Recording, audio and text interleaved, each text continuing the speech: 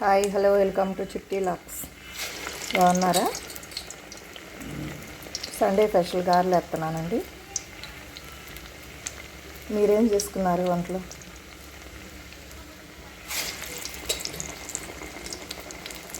Tiffin చేశారా? Time 9 అవ్వచ్చిందండి. అందరు tiffin చేసే ఉంటారు. చేయని వాళ్ళు తొందరగా తినండి. అందలాడే తినాలి. ఎందులాడంటే కుదరదులే ఆడవాళ్ళకి, కానీ టయానికి తినాలి. షుగర్ పేషెంట్లు ఉంటారు కదా కొంతమంది. ఎట్టి పరిస్థితుల్లో 9 లోపులు తినేసేయాలండి. నాకు ఇట్లాగ అలవాటు అండి. కొంతమంది ఫ్లాట్తో అలా చేస్తారు కదా, నాకు చేతితోనే నేర్చుకున్నాను. ఏం లేదు, ఇలా ఇలా అనేసి ఇలా పెట్టేసేది.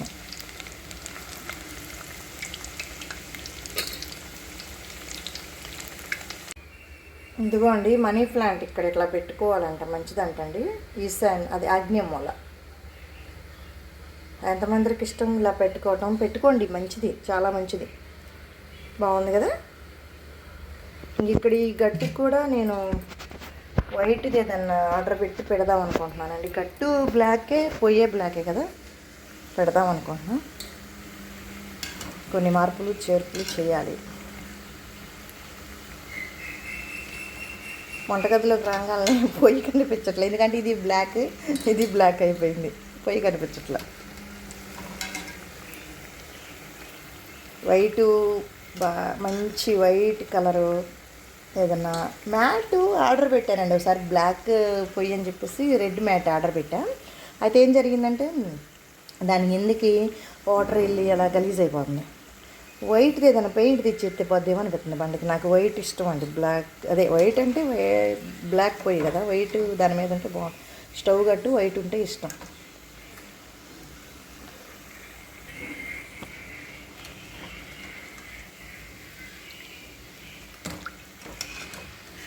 బాగా ఫ్రై అయినాయండి. మనం ఎక్కువ వాటర్ వేస్తేనండి, వాటర్ కానీ సాల్ట్ కానీ సోడా అంటారు కదా, బేకింగ్ సోడా, అవి కానీ ఎక్కువ వేసిన అసలు వేయకూడదు. వాటరు వేయకూడదు. గ్రైండర్లో అయితే ఒక చుక్కట్ట. అసలు గ్రైండర్ వేసేటప్పుడు అండి ఉప్పు వేసామనుకో అదే నీరులాగా అయిపోద్ది. అసలు వాటర్ ఒక చుక్క వేయకుండా ఉంటే నూనె పీల్చదండి. వాటర్ మాత్రం ఒక చుక్క కూడా వేయకూడదు, అప్పుడు బాగా వస్తాయి. ఎందుకండి ఇట్లా వాటర్ చేయి తడుపుకుంటాను. ఇట్లా అంట ఇట్లా స్ప్రెడ్ చేసి దాంట్లో ఇట్లా హోల్ పెడతా. అంతే, సింపుల్గా ఇట్లా వేసేస్తా. బాగా అదిరిపోలా. ఇంతేనండి నేను వేసేది. అప్పుడు వంటకి వెళ్ళేదాన్ని కదా, వంటకి వెళ్ళినప్పుడు మంచి అడావిడి అనమాట. ఇంకొక ఇంటికి వెళ్ళాలి తొందరగా. అక్కడ చేసి ఏదైనా పండగ వచ్చిందనుకో ఫాస్ట్గా మేడం గారు కూడా అచ్చిపోయేది. ఇంత ఫాస్ట్గా ఎలా చేసేస్తున్నావమ్మా నువ్వు అనేవాడు. ఇంత ఫాస్ట్గా ఎలా చేస్తున్నావు అంటే, అమ్మా ఇంకొక ఇంటికి వెళ్ళాలి కదమ్మా, అందుకని చేసుకుంటున్నాను ఇట్లా. మేడం గారు కూడా చాలా మంచివాళ్ళు అండి. నన్ను అసలు ఎక్కువసేపు నువ్వు ఆ పని చెయ్యి, ఈ పని చెయ్యి, అది చెయ్యి అని ఇసుకిచ్చేవాళ్ళు గారు. చెప్పుకోవాలి, మంచిగా చెప్పుకోవాలి. ఇంతవరకు చేసేయమ్మా చాలులే, మళ్ళీ నువ్వు ఇంకొక ఇంటికి వెళ్ళాలి కదా అనేవాళ్ళు.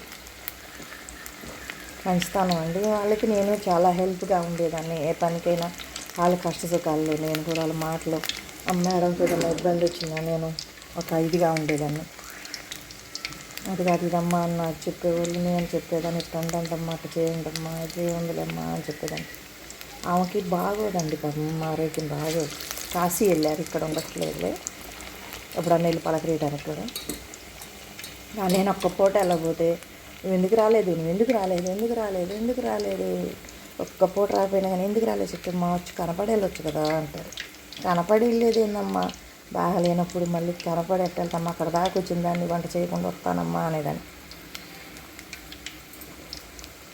తర్వాత మేడం గారు వచ్చేవాళ్ళు ఇంటికి. ఎప్పుడన్నా బాగలేకపోతే మేడం గారు వచ్చేవాళ్ళు ఇంటికి. వచ్చి చాలాసేపు నాతో టైం స్పెండ్ చేసేవాళ్ళు. ఒకరోజు వాళ్ళు వయసేసలు అనమాట. ఒకరోజు చిట్టుమా అయింది, మీ ఇంటికి వచ్చాను, కాఫీ కూడా ఇవ్వవా నువ్వు అనేవాళ్ళు. ఎందుకు నమ్మాను. ఇంకప్పుడు వాదలు వెళ్ళి ఇంకన్నీ ఫ్రిడ్జ్లోనే ఉంటాయి కదా పాలు బయట అవన్నీ. అప్పుడు మేము మేడ మీద ఉండేవాళ్ళం.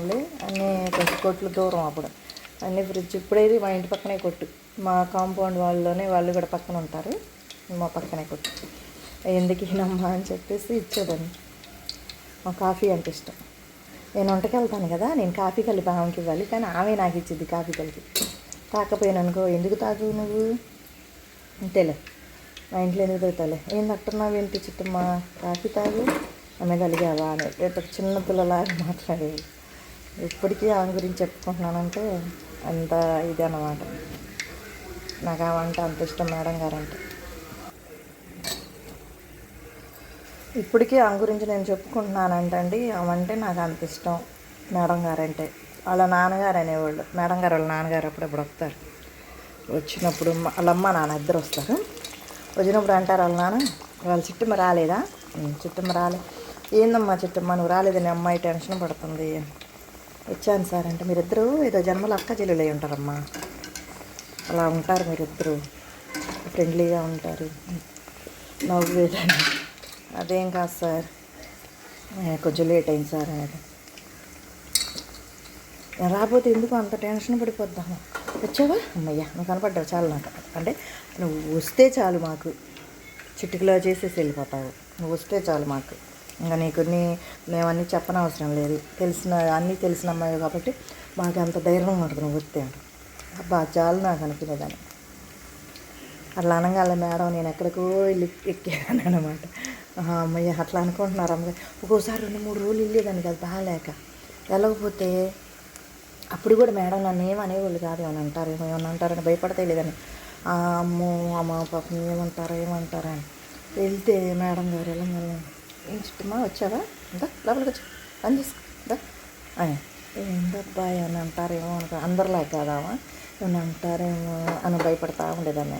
ఉంటారు కదండి, ఏందమ్మా నేను చేసుకోలేకే కదా నేను పెట్టుకుని అంటారు కదా. ఒకసారి 2-3 రోజులు బాగలేక టైఫాయిడ్ జ్వరం వచ్చి వెళ్ళేదాన్ని కాదు, ఒప్పుకుండేది కాదు. ఆ మేడం గారు నన్ను అసలు ఎంతగా అర్థం చేసుకుంటారంటే మామూలుగా అర్థం చేసుకోవాలి. నా కష్టం ఆమె కష్టంలాగా అనుకుంటారు. ఎవరన్నా ₹1 హెల్ప్ చేస్తే వాళ్ళ గురించి గుర్తుపెట్టుకొని మరి చెప్తానండి నేను. దేనికంటే అది మర్చిపోకూడదు, విశ్వాసం మర్చిపోకూడదు. నా కష్టం ఆమె కష్టంలాగా ఆలోచించేది. ఒక రోజు ఒక్క సిలిండరే ఉంటుంది నాకు, గ్యాస్ అయిపోయిందని నేను అయ్యో గ్యాస్ అయిపోయింది అని బాధపడతా ఉంటే, ఏందమ్మా చిట్టమ్మా ఎందుకంటే ఒక్క సిలిండర్ ఏముందమ్మా గ్యాస్ అయిపోయిందంటే, ఎప్పుడూలే 2014లో అనుకుంటా, అంతేలే 2014 కాదు 2015లో ఉంది. టెన్షన్ పడుతున్నావు చిట్టమ్మ అంటే, ఒక్క సిలిండర్ అయిపోయిందమ్మా గ్యాస్ అయిపోయింది అంటే, అప్పటికప్పుడే 2500 పెట్టి బ్లాక్లో సిలిండర్ కొనింది. అదే వస్తారు కదా సిలిండర్ వేసే వాళ్ళ దగ్గర సిలిండర్ కొనింది, ఇండియన్ గ్యాస్ నాది. సిలిండర్ కొనింది, కొని జీతంలో కట్ చేసుకుని పిల్లలు మేడం గారు అనుకున్నా. లేదు పాపం జీతంలో కట్ చేసుకోలే. ఒకరోజు మా అమ్మాయి కాలేజీ జీతాలు రాలేదు, ఫీజు కట్టాలి. అప్పుడు ఏం చేసింది, నాకు ఫీజు కట్టాలమ్మా, జీతాలు ఏమి రాలేదు, ఫీజు కట్టాలమ్మా అంటే సరేలేని 5,000 ఇచ్చింది. 5,000 ఇస్తే ఆ 5,000 అప్పుడు గొప్ప అనమాట. ఆ 5,000 జీతం ఫీజు కట్టేసా. వెళ్ళి జీతంలో కట్ చేసుకుంటుంది అనుకుంది, కట్ చేసుకోవాలి, అవి కూడా కట్ చేసుకోవాలి. అట్లా అంటే మడిసా అన్నమాట ఆ మేడం గారు, మంచిగా. అలాంటి వాళ్ళకి చెప్పుకుంటే తప్పు ఏమీ లేదు వాళ్ళ గురించి, అట్లాంటి వాళ్ళ గురించి. అంటే నాకు డబ్బులు పెట్టారని కాదు, నా కష్టం తన కష్టంలాగా అనుకుంటుంది అన్నమాట. అందుకని మేడం గారంటే నాకు ఇష్టం, ఆమెకు నేనంటే ఇష్టం. ఇప్పుడు ఆమె కాశీలో ఉన్నారు. మేడం గారు ఇప్పుడు టిఫిన్ చేస్తూ ఉంటారు, పొరపాటునేమో అప్పుడప్పుడు ఫోన్ చేస్తూ ఉంటారు, మాట్లాడుతుంటారు అప్పుడప్పుడు. నేను చిట్టమ్మ ఎట్లా ఉన్నాను ఏంటంటారు. నేను మేడం గారు ఎప్పుడు ఫోన్ చేస్తారా అని ఎదురుస్తాను, ఎందుకంటే ఆమెకి కొంచెం ఆరోగ్యం బాగోదు, ఎలా ఉన్నారు అని. మెంటల్గా కొంచెం మైండ్ బాగోదు ఆమెకి, ఎందుకో తెలీదు. అదేమంటే ఏదో గాలి పట్టింది ఏదో చెప్తారు, కానీ అదైతే కరెక్ట్ కాదు. గాలి పడితే మైండ్ ఏదో కరెక్ట్ అయిపోద్దులే, ఏదో పాపం అప్సెట్ అయ్యారు. అందుకని చెప్పేసి ఆమె నేను కనిపెట్టుకొని ఉండేదాన్ని. ఓసారి అయితే నేను ఆ ఇంట్లో వంటకి వెళ్ళిన కొత్తలో అనమాట. ఆ ఇంట్లో వంటకి వెళ్ళిన కొత్తలో ఏమైందంటే అప్పుడే ఆమె హాస్పిటల్ నుంచి వచ్చారు. మెంటల్ హాస్పిటల్, కరెంట్ ట్రీట్మెంట్ ఇస్తారంట ఆమెకి. హాస్పిటల్ నుంచి వచ్చారు. హాస్పిటల్ నుంచి రాగానే చాలా వీక్ అయిపోయారు. నాకు ఆమె చూడగానే బాధేసింది. బాధేసి ఏంటి ఇట్లా అయిపోతున్నారు మేడం గారు అని చెప్పేసి బీట్రూట్ జ్యూసు, క్యారెట్ జ్యూసు అలాంటివన్నీ ఇచ్చా. మేడం దెబ్బ కోలుకున్నారు నా కళ్ళ ముందే. నాకు ఆశ్చర్యం వేసింది అసలు. కానీ ఆమె చెప్పింది నాకు జ్యూస్ చేసి అమ్మ అని చెప్పేదాన్ని. ఆమె ఎందుకో మరి ఏమైందో పాపం ఎందుకు అట్ట అయిపోయింది. ఏదో బావిలో ఎవరో పడి చచ్చిపోతే చూసి వాళ్ళ ఇంట్లో రెంట్కి ఉండేవాళ్ళంట. వాళ్ళని చూసి అట్లా ఆమెను చూసి పడి పిల్ల ఎవరో చనిపోయి చూసి మెంటల్గా అప్సెట్ అయింది. అందుకే ఎక్కువ ఆలోచిస్తే ఇలాంటివి అవుతాయి. ఎక్కువ ఆలోచించటాలు, ప్రతిదానికి షాక్గా గురవటాలు అలాంటివి ఇది అవ్వకూడదు అని మెంటల్గా అప్సెట్ అయిందని వాళ్ళ అమ్మగారు చెప్పారు. కానీ మేడం గారు చాలా మంచోళ్ళు.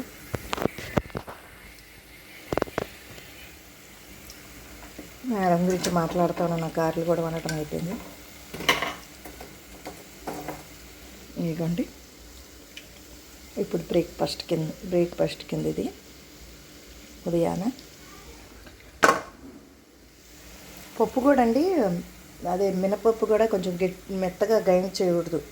పలుకులుగా చేస్తే క్రిస్పీగా బాగుంటాయి.